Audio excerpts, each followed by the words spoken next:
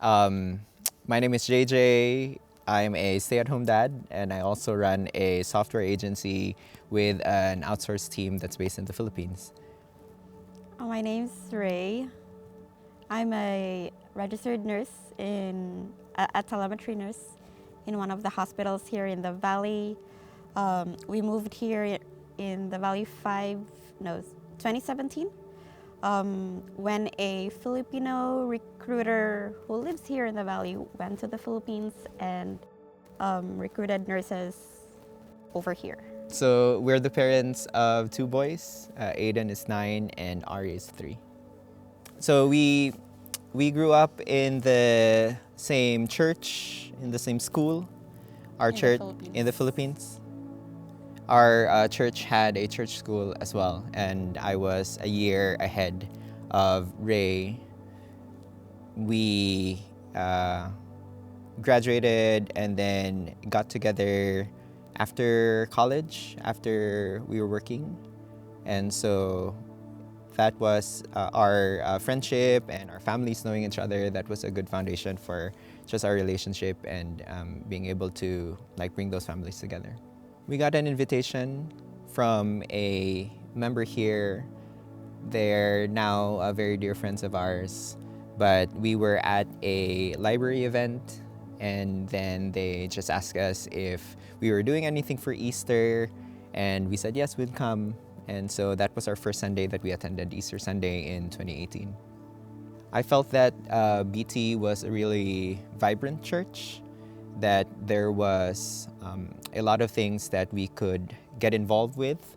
I felt that there was a good children's program, and we are happy that we can raise our kids in an environment where the Jesus is taught and they're taught about him, to know him, and to really build a relationship with him.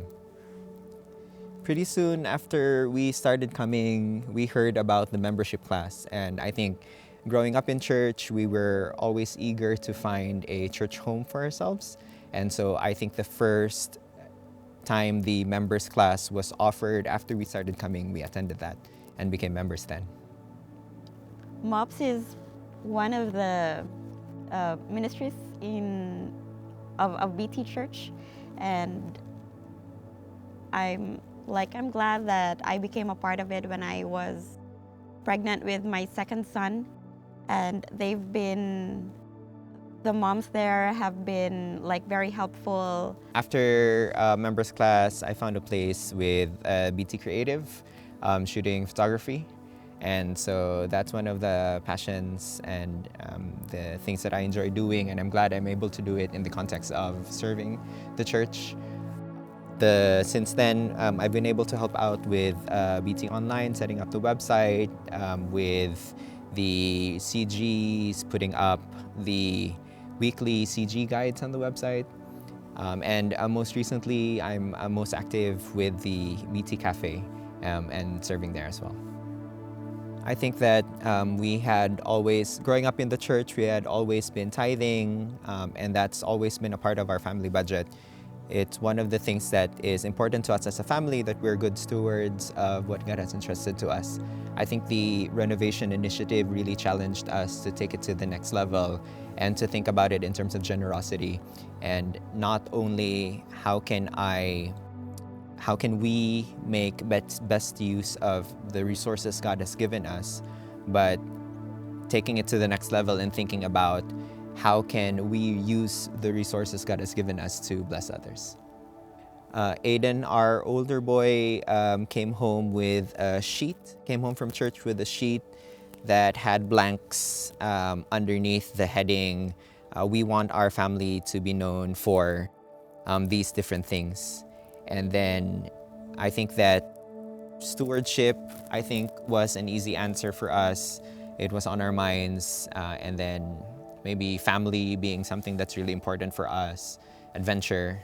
But I think the Renovation Initiative really challenged us to think of putting generosity up there and including that in the list of things that we want our family to be known for.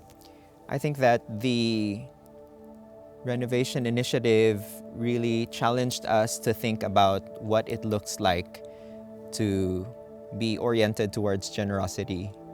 And so we've made actions, we've made steps towards there. I don't know if we're there yet. I don't know if we can say that we can be a family that's known for that.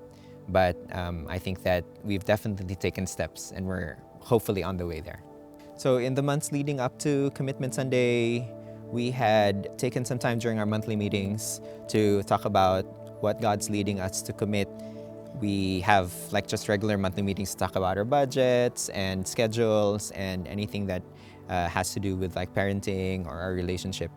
But in a series of those meetings, we had talked about what we feel God's leading us to commit for the Renovation Initiative.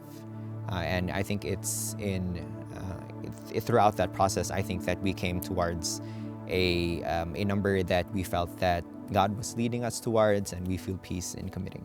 So at around the time that we had made that commitment for the 2-year period for the Renovation Initiative, we had a change in income. So I think Ray, as the primary earner of our family, she had been getting paid at a rate that was higher than usual because of COVID and those years, that period.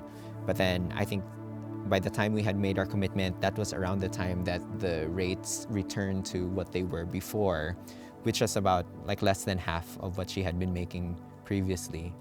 And I think that we had conversations then as to in what areas of our budget we're going to cut, what are the ways that we can save. But I don't think that we even considered cutting back on our giving. And I think that to us, that's just a promise that we've made, and we don't want to go back on it. And we're just trusting God that He's going to continue to provide so that we can hit those numbers even then. I think in our life, we see evidence of God just providing through different seasons. And I tell my sons every day that there hasn't been a time where we've gone hungry. And that's just evidence of God protecting us and providing for us all the time. I think that to anyone who's doubting that, I think it's worth looking at like God's record in the past and how much He has provided, how much He has been faithful throughout. And then take that as a sign that God will continue to do that moving forward.